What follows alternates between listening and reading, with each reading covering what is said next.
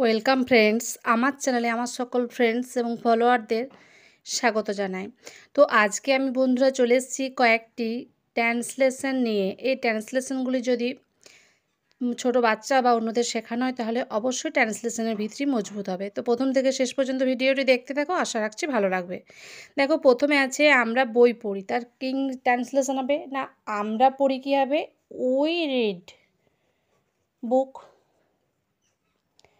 Next example আছে, দেখো ছেলেরা বিকালে খেলা করে, ছেলেরা খেলা করে।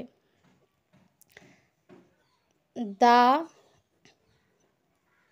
Boys play in the afternoon.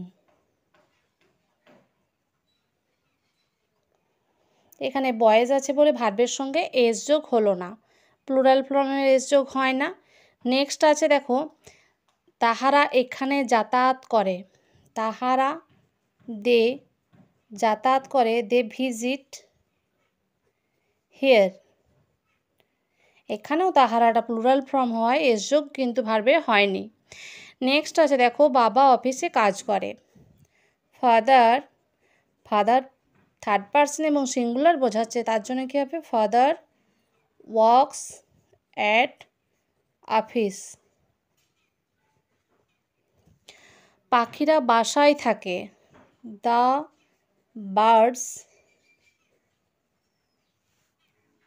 Live in the nest.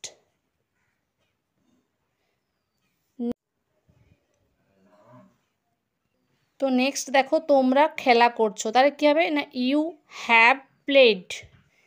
এটা কি করছোটা, এটা হচ্ছে প্রেজেন্ট পারফেক্ট টেন্স, তার জন্য হ্যাভ এবং ভার্বে থার্ড ফর্ম হয়।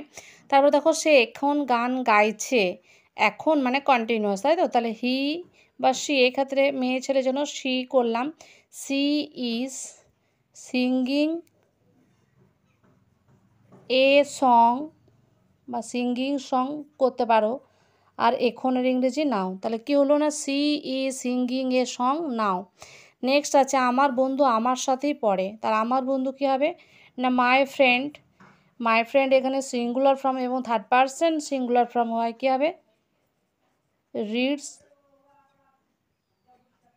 With us. তাহলে কি হলো না my friend reads with us.